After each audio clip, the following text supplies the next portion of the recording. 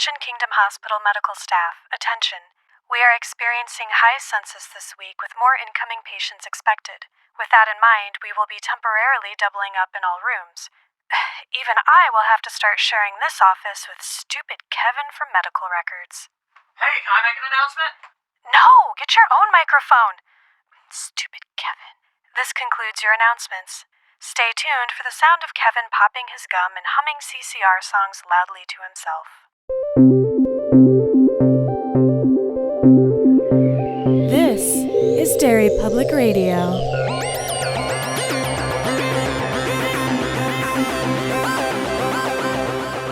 Welcome back to Derry Public Radio, a bi-weekly Stephen King Book Club podcast. I'm one of your hosts, Joshua Kahn, alongside CM Alexander. Hello, everyone. And once again, normally I would say Benjamin Graham, but Ben isn't here today. Is it his teeth? No, today it's actually his wife's teeth. Ah, okay. Yeah, so we have another special guest joining us. For those of you who are subscribers to our Patreon and have listened to our episodes of The Club where we play Kids on Bikes, please welcome Nick Hofer. Hello, everybody.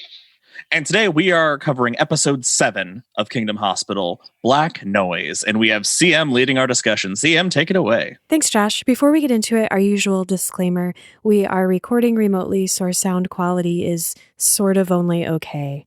So in addition to hearing our friend Nick Hofer on our Patreon exclusive podcast, The Club, playing Jake, I also talked about him in our very first episode because we share, I think, almost equal passion for Stephen King. And he is the one who, fortunately or unfortunately, got me into buying very expensive collectible books. So I gave him the gift of the Dark Tower series. I introduced him to it. And he gave me the gift of an empty wallet.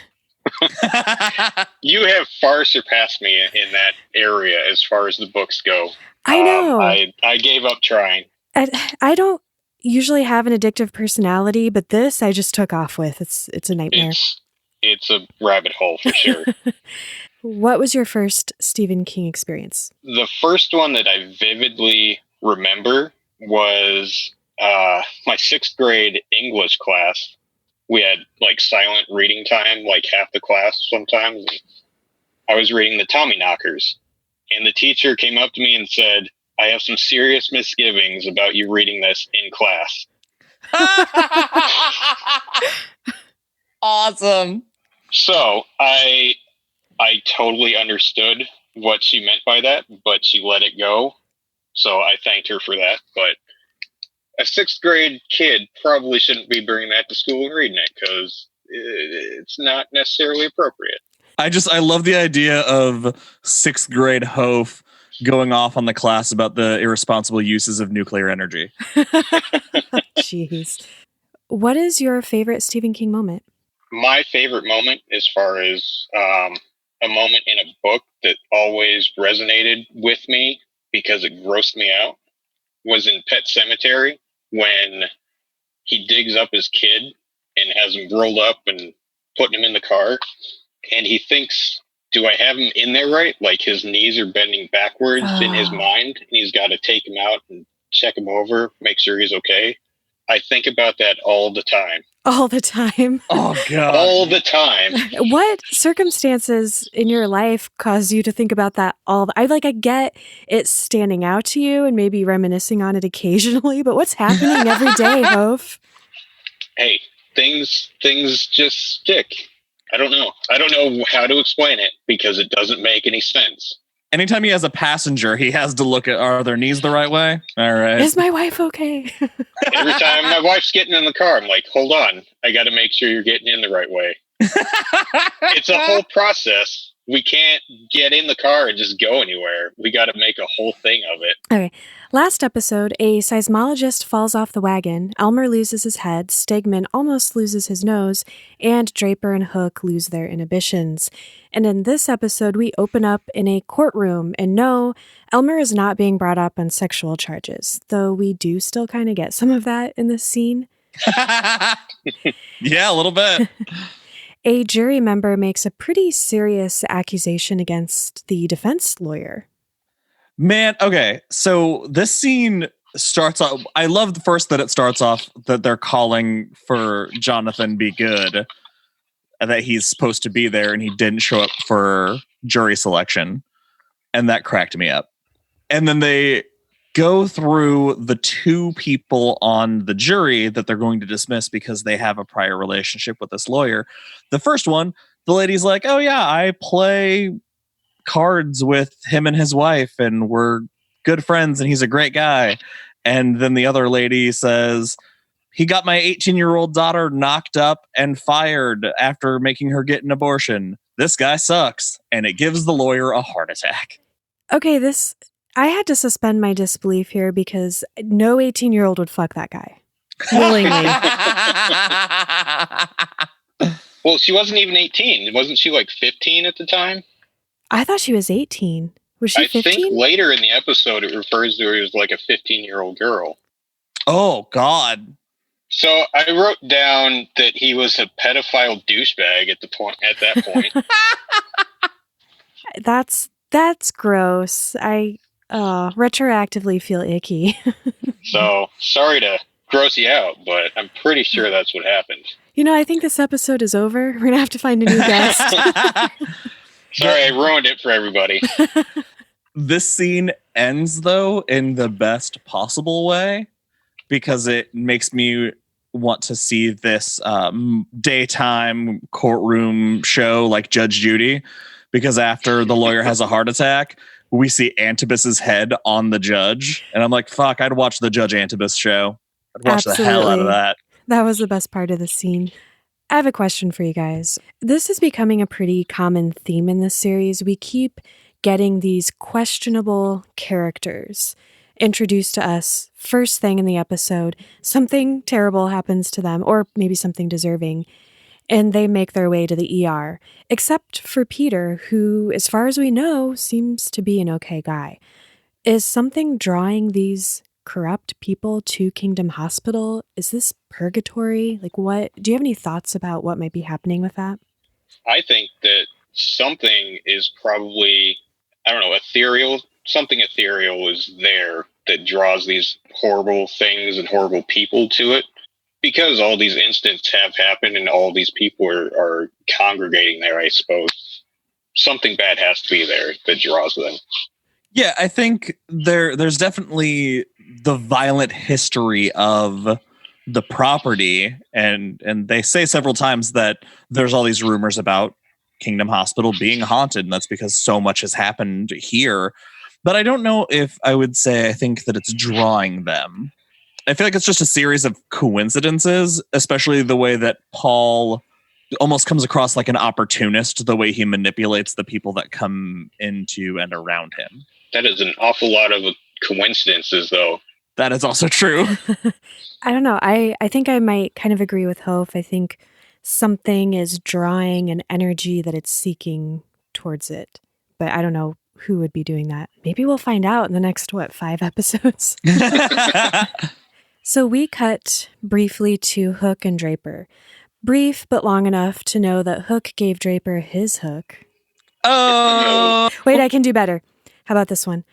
Hook wanted to Draper over his bed. Ooh! Oh, that's good! You guys can't see this at home, but I'm doing the victory arms. Pulling out all the zingers. Yeah, that's solid. And that's all I got. For the rest of the episode. Okay, this next part is probably the most exciting thing that happened in the episode as far as I'm concerned. I know this is early, and you guys are probably going to disagree with me. But we are back with our seismologist, I believe, whose name is Richard. And he's talking about some seriously cool shit. Black noise, which is a real thing. It's no noise on any frequency, but there's like occasional sudden rises. And some people also refer to this as silence. But he refers to it as sound frozen in space and time and later released, which is badass. That's fucking scary is what it is. This scene really made me think of infrasound. Are you guys familiar with that? It's the fear frequency. No. He mentioned it in the episode. He said it was black noise was a kind of infrasound, but I wasn't sure what that was. Okay, I'm so happy neither of you know this because it's one of my favorite things to talk about. So, infrasound is sound that's below our ability to hear, but the vibrations can still affect us. And it typically causes feelings of fear or anxiety. And there's a certain level, like a lion growling or rumbling, it's at that frequency that makes human beings just want to pee their pants and run away screaming. So, a lot of things, interestingly, can produce infrasound. But what's really cool is that it has been used to explain away reports of hauntings. Are either of you familiar with Vic Tandy? No. No. Okay, if I remember this right, I think he was the first to connect infrasound to hauntings. He's a British engineer and he was working in his lab one day and he got this like really bad feeling and the hair on the back of his neck stood up and he felt really scared, and out of the corner of his eye he saw like this shadowy gray figure and then it was gone.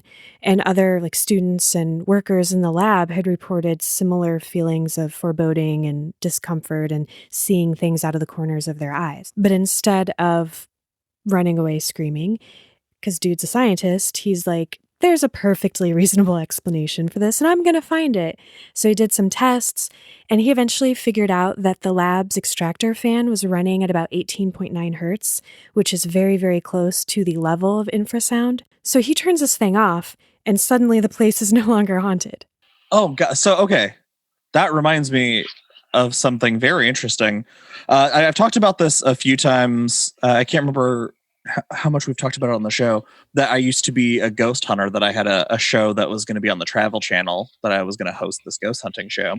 And we did an investigation at a house, like with the crew when we were kind of doing trial runs. And this guy was 100% sure his house was haunted. He was a professional boxer and dude was tough as hell, but he was scared to be in his house. And when we investigated it, we found out that essentially he had been living in a fear cage because the ceiling fan above his bed was like bleeding. Like it was like the wiring or whatever was like bleeding that electromagnetic field super high. And then his air conditioning window unit was also giving off just a ton of it. The wiring was bad. And that's where he sat every day at the table. So in this small house, he was essentially trapped with that feeling around him all the time. And it was one of the most insane things that I ever experienced. That's so cool. Not for him, it wasn't. No, well, all right. So I very narrowly focused on like a very brief moment in this scene, but there's a lot of other really cool stuff that happens in this scene with our drunken Richard. We find out that the nursing staff and the doctors love baseball. So the baseball team is the Robins, the New England Robins, and they're heading to the World Series for the first time since 1987. Stephen King is obviously a Red Sox fan. He has been forever, but they were last in the World Series in 1986. And I believe this is a stand-in for the Red Sox and possibly in the same world as Wizard and Glass, where the Kansas City Monarchs are the stand-in for the Royals. And Nazla Cola was also in that same world. So it would have to be the same place, right? Yeah. Yeah. Stands to reason. That's fantastic. Why are doctors wearing baseball jerseys in an ER? Oh, God. Okay. So one of the things the show has done, and we know it does this anytime, and it actually happens later in this episode, whenever there is a trauma and there's somebody in the room, we always see a moment from the patient's perspective where things just don't make any sense. It's all nonsense. I looked away to make a note, and when I looked back up was when they were talking about baseball. And I'm like, oh, weird. This guy's hallucinating them in baseball jerseys. That's a weird touch. And then a few scenes later, they're still wearing them. And I'm like, oh, that's not. Yeah. That is actually happening. Okay. I feel so embarrassed right now because sports don't register with me so hard that I literally didn't notice they were wearing jerseys. Are you kidding me? No. Well, to be fair, they were white with like a teal bluish color on them. So maybe, I don't know, they just blended in with everything else. I guess I was more just upset that he's talking about fucking black noise and they're like, oh, what about the World Series? Oh, no. I wrote this, the nurse, very condescending, like she's talking to a child. She's like, excited about the World Series there, kids? All right, we are back with our favorite doctor, Dr. Stegman, and his office is completely destroyed, even worse than the last earthquake. But this time, his mama's not around to pick it up for him. Oh, gross. All right, for a minute, I was very confused during this scene because he gets a call from the hospital's attorney, and the attorney seems to hate him, which I like. Was that just me? I don't know about hate, but there was disdain, just sub animosity, disdain. I feel like if my name was Mr. Overdick, I would Dick also. Over? When he calls him Dick Over, I snorted because I was like, this guy just had a flashback to every year of grade school when he calls him that. At best, that's what they called him. Yeah. No, yeah. It seemed like he is annoyed that he has to work on this case. He's calling to get the records for Mona Klingerman's case, and they are just not available. Something happened to him. Maybe Brenda spilled coffee on those too. Whoops. He's not so much saying that he doesn't have some of the stuff. He's clarifying that is absolutely everything, because we know we're missing that anesthesia report because Brenda destroyed it. And he's going to make him sign an affidavit saying, I declare I have given you absolutely everything, when in reality, we know that he's keeping some things behind. Yeah. So as this is happening, this conversation is taking place, I thought that Stegman was hallucinating or losing his mind a little bit, because he sees all of these cockroaches and then he sees a white rat. Okay. Well, so two things. One, I knew he wasn't hallucinating. This is another thing that's in the diary of Eleanor Druse. They talk about in the book, they talk about after every earthquake, there are reports of mostly rodents, but like cockroaches and ants showing up all over the hospital after these earthquakes. I didn't write down what these rats were, but I know he says that those rats are test subjects for something. I think he said dopamine uptake. I think so, yeah. Why is Stegman running a research project at Kingdom Hospital? And it seems like that was the only mention ever of it. Wouldn't that be a more take up more of his time than mentioning them 7 episodes in? Yeah. Well, and then again, this another thing from the Diary of Eleanor Druse. They talk about that the reason Stegman keeps making so many mistakes is because he's overstretching himself. He's trying to do too many things because he wants to be the most successful, most famous neurosurgeon alive. And so the idea that he would be running a research project on the side doesn't necessarily surprise me. But yeah, I'm surprised that we would wait until this long in the series to find out that he's doing something so important. That's tens of thousands of dollars worth of research. So he calls down to maintenance, and we get our replacement. Okay, it's not Johnny Be Good. It is, I made my note, her name to me is Jesus Janice, because I can't handle her. Janice McManus. And I love that she says it with such name. Confidence. Several times. My name is Janice McManus. She was a little much for me. She needed to dial it back like 45%. Yeah, I thought she was hilarious. I love that she answers the phone listening to headphones and is very confused why she can't hear Stegman on the other side.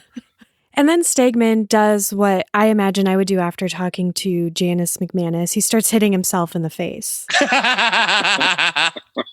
All right, we are back with Rolf, and here comes Sally, just doing whatever Sally wants to do while the doctors are trying to help him.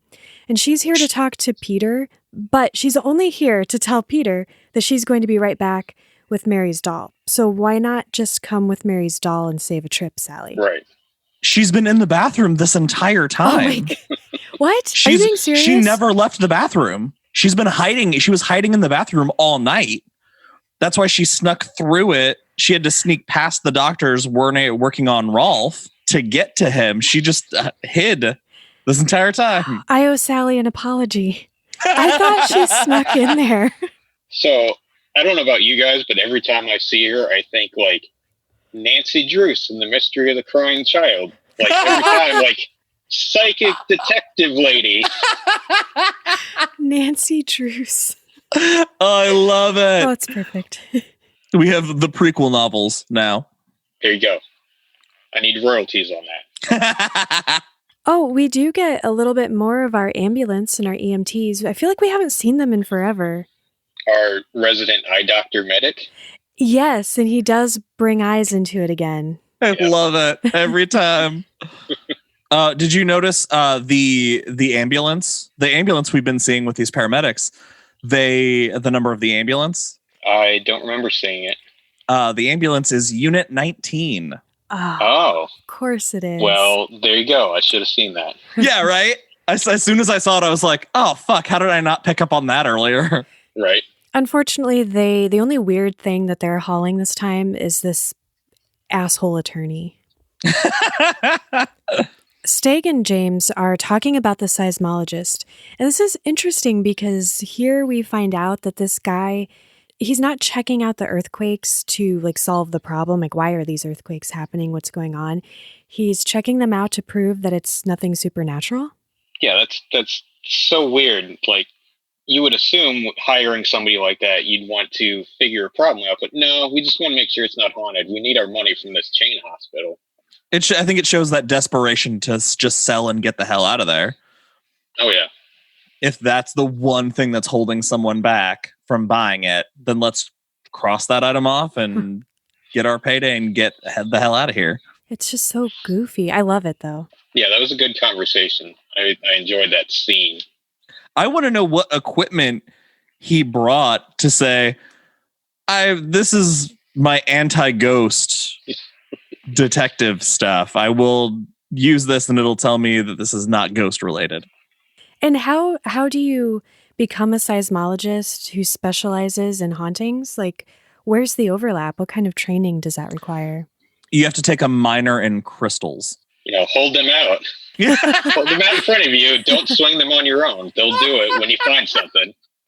We cut back briefly to the seismologist who is being paid a visit by Aunt Bear, and I couldn't tell if Aunt Bear was being unfriendly to him because he looks down at his feet, and he had kept saying, my feet are hot, my feet are on fire, and he has ants all over his feet, and Aunt Bear tells him, just call if you get thirsty, which seems cruel because he's an alcoholic who's fallen off the wagon. And I kind of had looked at this guy as another Peter, sort of like a good guy. Yeah, we don't really have enough information on this guy. We know that he has good intentions. We know he's an alcoholic, and we know he's a little arrogant. But that's really, character-wise, all we've really learned about him. So I think it's too soon to tell. I trust Aunt Bear's perception of people, since he seems to be able to just see into people's souls. I think Aunt Bear was giving him that glare because he wanted to eat those fire ants. That's all I thought of. Like, I thought he was thirsty. The next note is just Natalie, punch Brenda in the face. That move she does to get around her was fucking hilarious. Natalie goes in and Brenda tries to stop her from going into the room. And as they're standing at the nurse's station, the phone rings. And Natalie, who there's no reason for anybody to be calling her on this phone in the hospital, just says, I'm expecting a call, grabs it and answers it, and then hands it to Brenda that the call's for her. And so the second Brenda takes the phone, she just zips around her. And I thought that was brilliant. That was so weird. I would have never thought to answer a hospital's phone and been like, oh yeah, I'm expecting a call. That's for me. Yeah, but she does it with so much confidence. Yeah. I have this theory that Natalie was a con artist before she met Peter. Like, she's an artist and she's like an art thief. Based on this one scene, or have other things supported that theory? Well, she was able to sneak into a mission and record 16 hours of someone reading a book. Yeah, you're right. I opened that door. Yeah, you did. Okay, so something good does come out of this scene other than Brenda getting irritated, which I love. The staff members finally take Rolf out of Peter's room, and Natalie's like, that dude is not coming back in here. Yeah, Natalie is done fucking around, man. She has had it, and things are going to start happening her way. I hope we see more of her because she's been, even though the guy who plays Peter is in a coma, so in theory, that actor just gets to lay in bed all day. He's doing more than her. Yeah, she's doing a dynamite job acting against a coma patient. Yeah, you know, she like is. that takes some serious ability. And speaking of coma patient, Peter is now a little more conscious. His eyes are open. He's sort of looking at people. He still can't talk, though. But he can draw and probably write. But as we find out, instead of writing a simple, concise, informative sentence, he's just going to draw more, and they're going to have to figure this mystery out. Well, Hook talks later on about that it is where he is between his injury and recovery. His brain is connecting so much easier to the artistic side of his ability. So he can comprehend things, but words are just not coming to his body. They're in his head. They just are not. There's a disconnect between getting them out. And so if you look at when he drew Mary, the art is fantastic. It's a great drawing of Mary, but the name on it looks like a child holding a pencil in their fist and writing Mary at the top. And I'm almost with you on that, except he still was able to write Mary, and it was probably more frustrating and it wasn't as neat.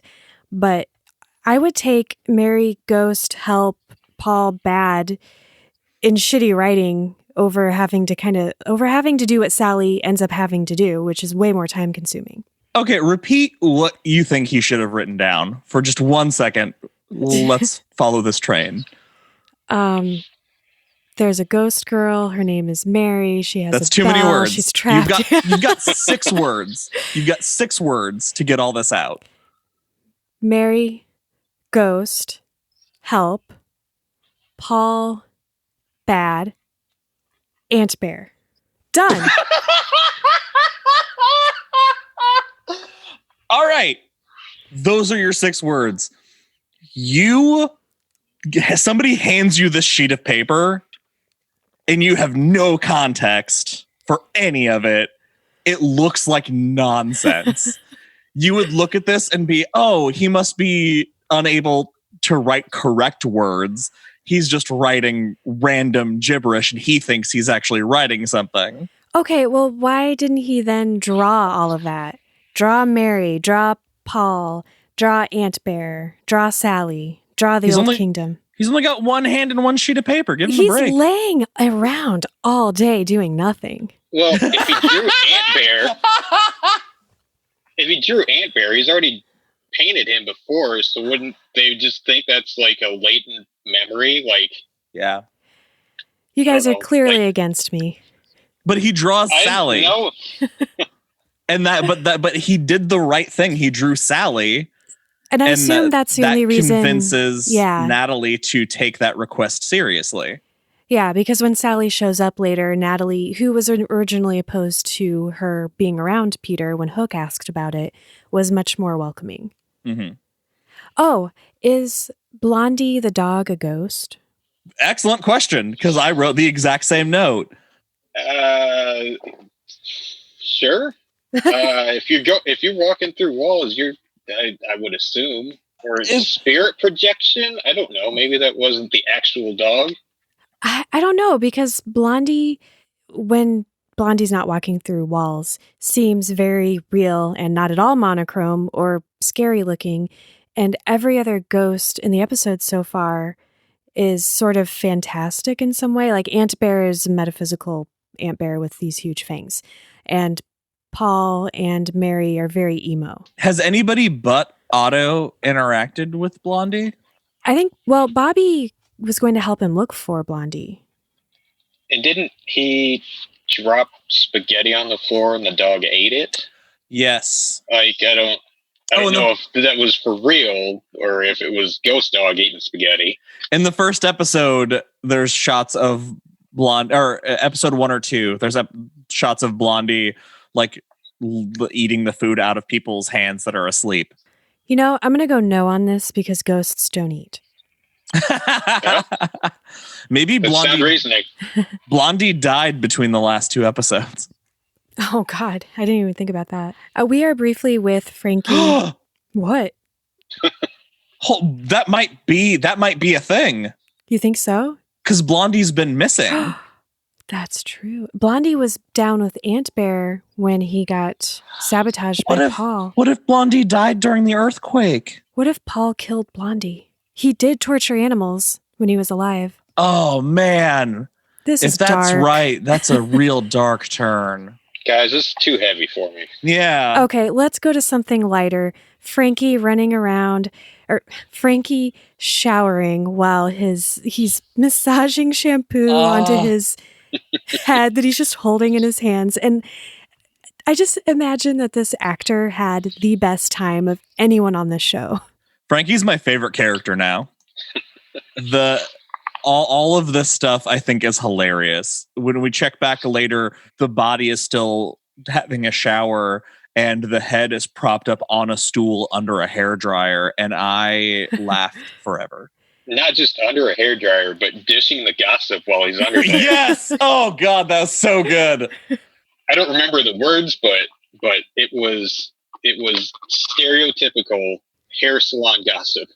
Yeah, Frank has really come to terms quickly with being dead and decapitated. Well, his dead life is better than his actual life. He's like, he gets to take a hot shower, wash his hair. Probably hasn't been able to do that for a while.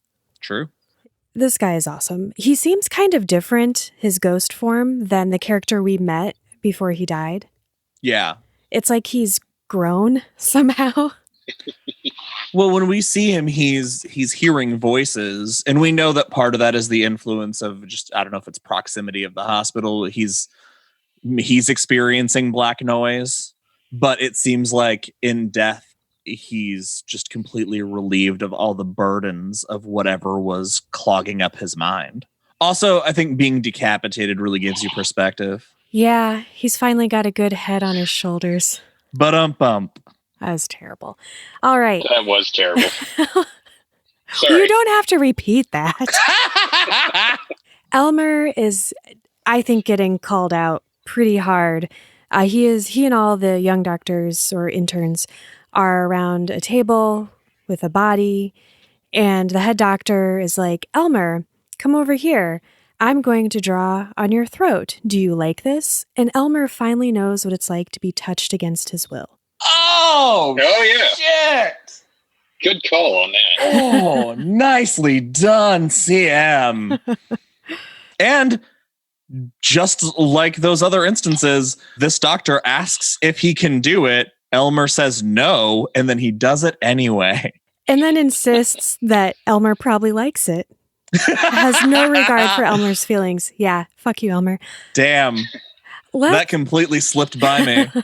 I would like one of you to really dive into this scene because I think it's a deep moment and I really liked it.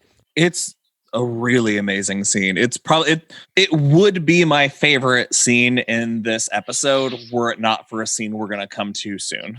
In this moment, this doctor who we haven't met yet is gathered all of the interns and is giving them this speech about intimacy is a big part of it, that the fear of connecting with people, the fear of death, all comes from this fear of intimacy. And death should be treated so respectfully because the intimacy of people, when you have sex, you are being intimate with one person. But the moment of death makes you intimate with all who've gone before us. And the dead deserve to be honored and not desecrated. And it is their job as people who are entrusted with taking care of the dead to take that responsibility seriously, because this person was somebody to someone. and they can never lose sight of that. And the entire time this is happening, Elmer and Gupta are exchanging glances of, oh shit, our number's up.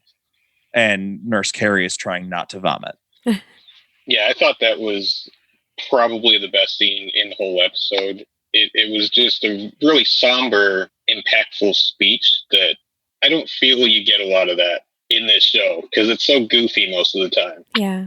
But this one actually had something important and just important to say about death. And it was something that we sorely needed based on the last episode alone. Devin walked in during this scene, and I found myself trying to explain why the head doctor was being so passionate and dramatic in that moment. And rather than pausing and trying to walk him through everything that had happened up to this point, I'm like, oh, that guy cut off a corpse's head last episode. and Devin's like, was he trying to be funny? And I had to stop and think a moment. And finally what ended up coming out of my mouth was, he was actually trying to be sexy. It was such a weird thing. How does anybody think that is a way that will get you in with somebody? Oh my God, he's dead and I cared about him. That's not how that works. Oh, I just thought he was trying to send the signal that he gives great head.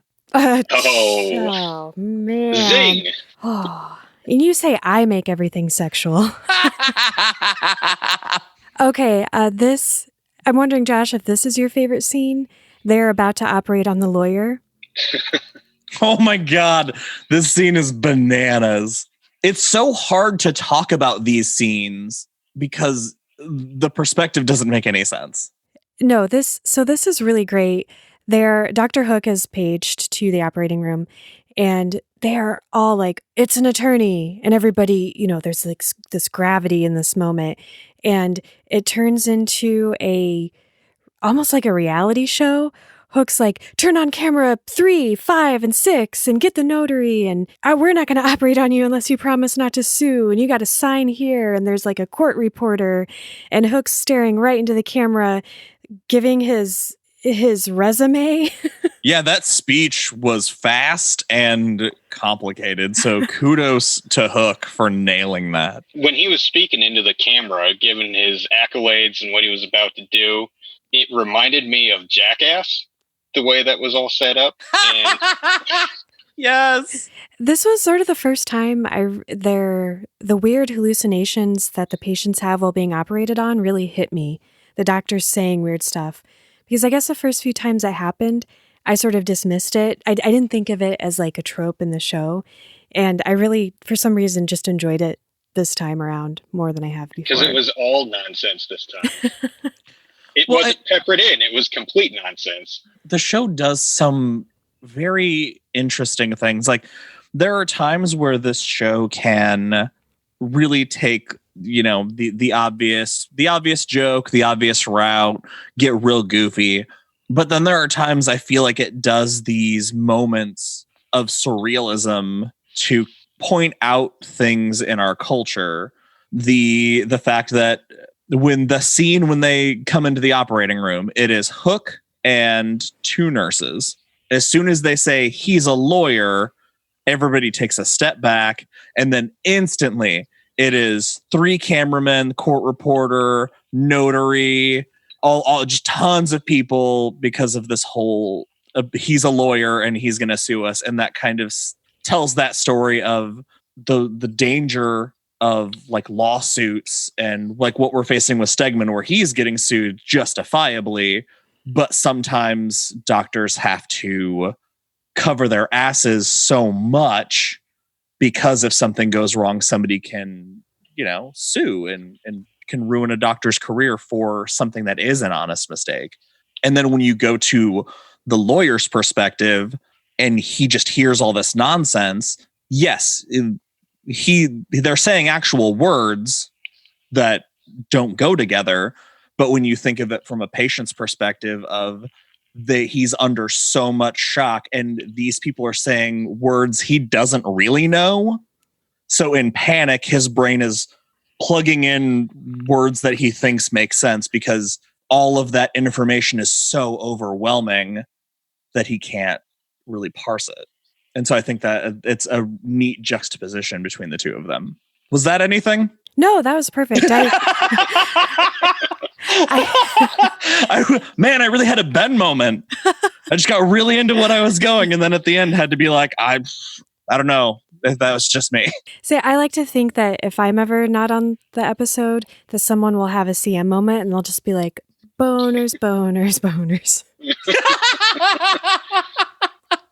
Well, while we are with this attorney, let's just go ahead and talk about the scene between Hook and the attorney's wife, because it mirrors his first scene with Natalie, where he knows that he has to deliver bad news, and it's clear he's done this before. It's clear he's taking it seriously, and he's going to do just these little, very thoughtful, touching things to help ease her into this moment. And I'm interested in what you guys think about this, because it didn't feel sincere to me in this scene. He's sitting talking to her and telling her that they can't do any more bypass surgeries. He's got to have a replacement, and they don't have enough time to find a good match. Like, he's going to need a new heart before they can find him one. And she's starting to become upset. And I felt like he just sort of whipped out these Kleenex, like, oh, here you go, lady. Well, maybe that's because of his feelings towards the patient, and that bleeds over to the interaction with the spouse. I think at this point, the news probably was carrying the fact that he had this affair with an underage girl, impregnated her, terminated her without cause, really. So he probably doesn't give a shit. I guess that tracks, because he also said they should let Rolf die. Right. Because we find out soon after this, when they leave the room, it's right after this that he calls his partner, he calls somebody at the law firm and says, hey, I need you to get a hold of that guy that we defended who works in black market organs, because I need a heart. And his partner is just like, hey, how about slip into a coma, play sleep and go fuck yourself until this all blows over? Because he's got a pamphlet that has been hitting the streets about like justice for this person, and everybody, this whole law firm is under attack and going to be under investigation, and just hangs up on him, just gets rid of him entirely. So there is a chance, even though we didn't see it, that if it's that public and it's been on the news and everything, that the doctors may have heard about it by now. That makes sense, including his wife. Ooh, God, I can't imagine that was great. Yeah. Second, no, you know what? I take that back. I would have loved to see the scene where she found out. Do you think she would have just like unplugged him? I think that's justifiable. It would have made me happy. I have a feeling that character is going to be meeting a satisfactory end before the series is over. I feel it. I hope so. And no offense against the actor, because I have commented that nobody would fuck him, but he's doing a great job being just slimy and despicable. He's doing a really awesome job. Can we switch to a moment to talk about Sally and Bobby? Because we find out in this episode that Bobby is a virgin. I feel like we knew that information, like in our heart of hearts. Yeah, but it's one thing to suspect that. I mean, his mommy's his best friend, which is fine, but I felt really bad for him in this scene. I also feel bad that he not only has he never had sex, but he apparently doesn't know enough about it to know when he sees someone who was just having it. Yes. Pretty sure she was in there with somebody doing something, but I don't know what. Bobby cockblocks Mrs. Powell. So let's talk about how he finds himself in this predicament in the hospital. So the plan is, now that they have the name Mary, to try to find any documentation on who this girl is, despite the fact it's super hard to search for somebody by a first name with no other information. Like I said, Peter should have included a last name or initial. He didn't ask. I don't know. Does Mary know her last name? I don't. So the plan is to get access to medical records, and Bobby says Mrs. Powell is the pinnacle of integrity, and there's no way she's going to give me access to medical records for any suspicious reason. There's no way. She's not that kind of person. She's too good. And Sally's like, try anyway. I have other things to do, and then leaves. And Bobby goes to the medical records office, and it's locked, and all the lights are off. And you can hear things. You can hear someone getting down. And he tries to open it, and he makes a bunch of noise, and she runs out. Her hair's all tousled, her shirt's unbuttoned, like all frantic, and catches. And she's like, well, what can I do for you? And then it cuts away. And then next time we see Bobby, he has a pass to get into medical records. I'm surprised he wasn't like, I think Mrs. Powell has asthma. I think she's training for a marathon. She said she has a treadmill in her office. I don't know why you'd have a treadmill in the records, but it's a tandem treadmill. He heard the other guy in there too. You guys, I love when Jesse James and Stegman are together. They're walking down the hall, and Stegman, I don't even know if he was actually complaining or if I just, in my head, every time I see him, I assume he's complaining, but I think he's complaining. And James is like, be more like these dying children. They can still paint pictures and smile and have nice lives. What's your problem? So they're going to a meeting, and James is passing out morning air stickers. He is pushing it hard.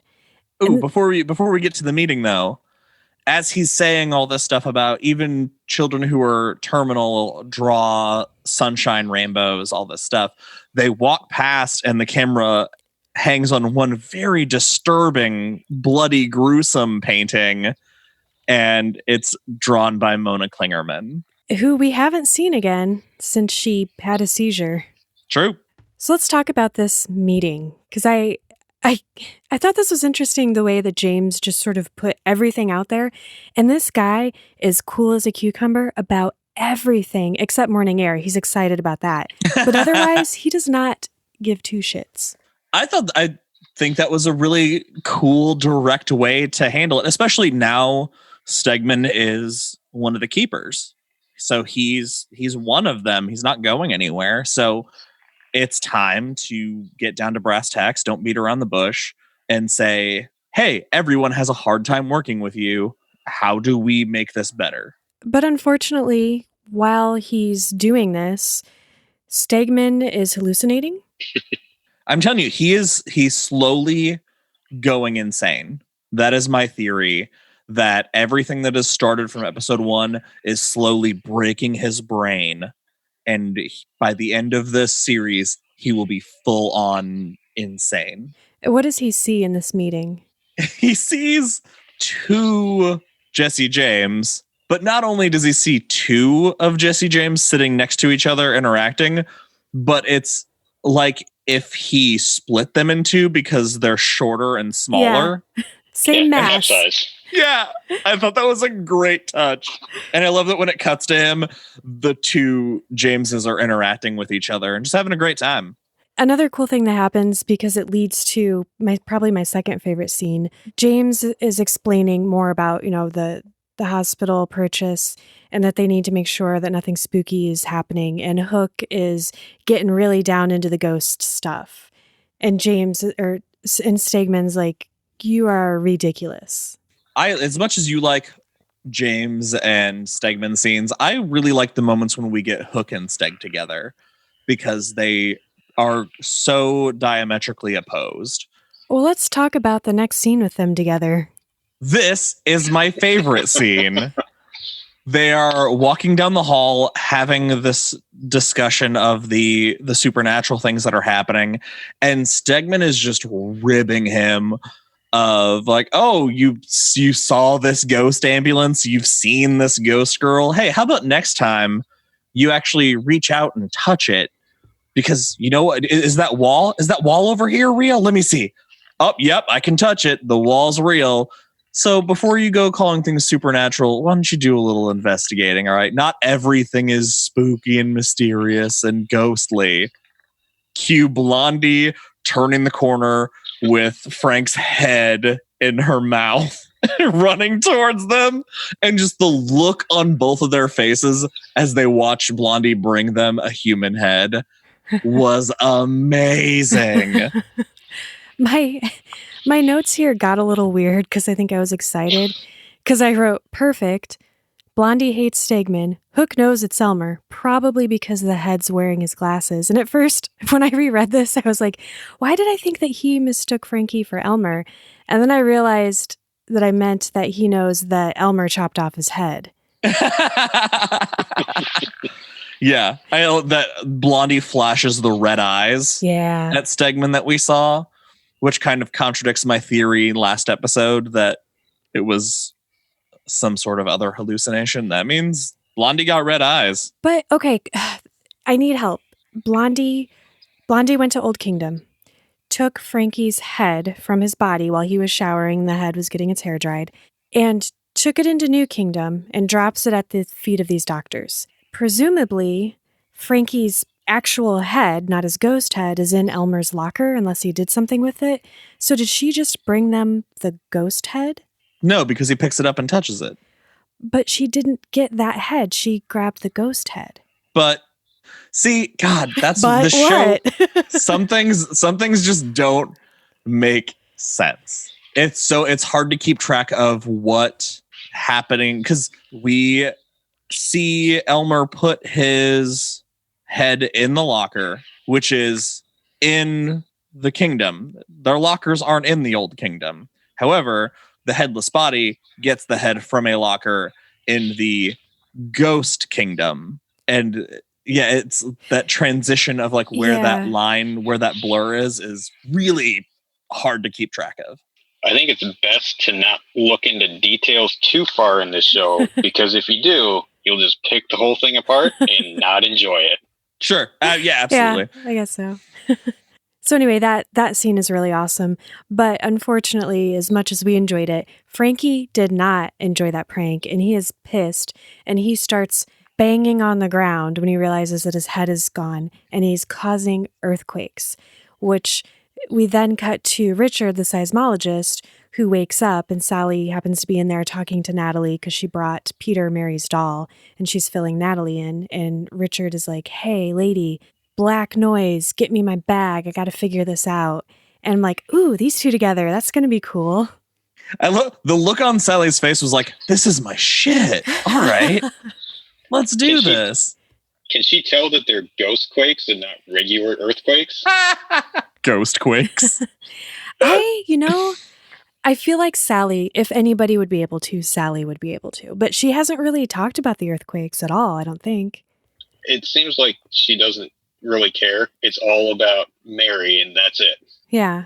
I do appreciate, though, when they moved the seismologist into Peter's room, Natalie was like, nah, fuck this shit. I'm not letting another person be in here. And they were like, he's a scientist and a doctor. He'll be fine. He'll be less insane. Oh, and he's also an alcoholic, so that might be rough. Yeah.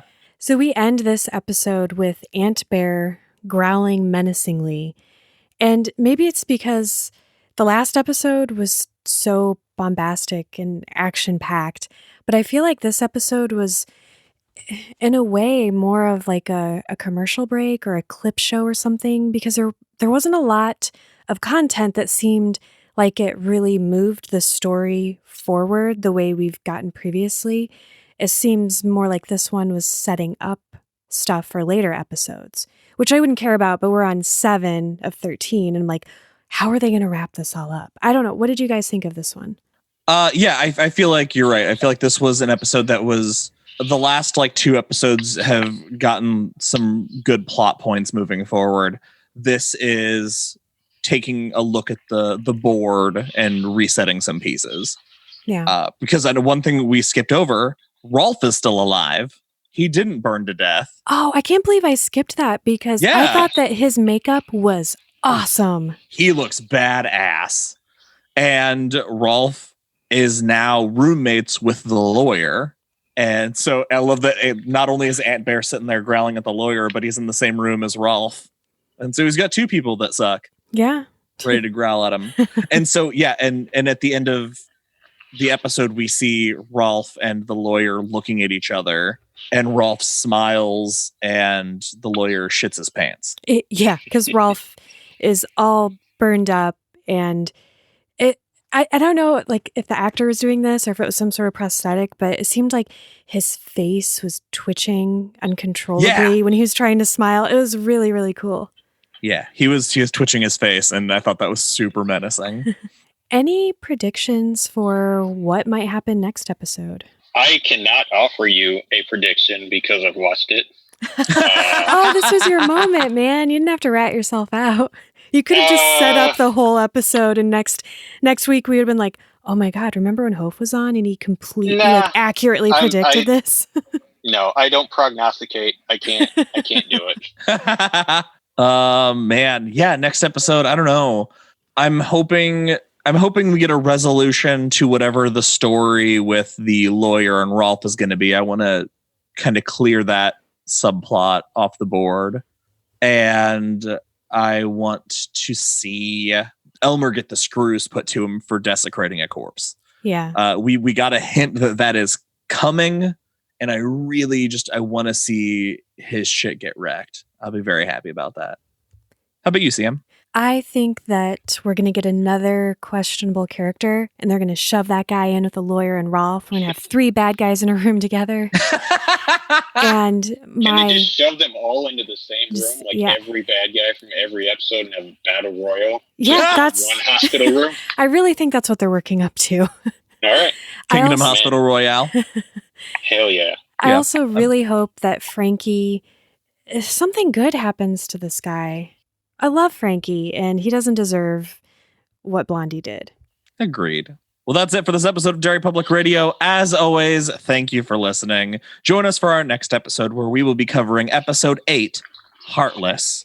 For CM Alexander and Nick Hofer, I'm Joshua Kahn, reminding you, the law of the living is to take, the law of the dead is to give, and that demands respect.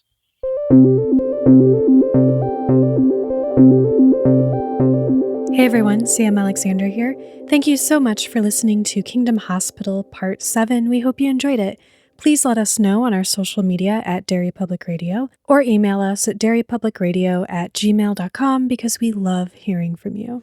Once again, thank you to our special guest, Nick Hofer. If you'd like to hear more from Nick, check out our Patreon episode of Kids on Bikes Chapter 1. Stay safe, everyone. That's all for now, listeners. Goodbye.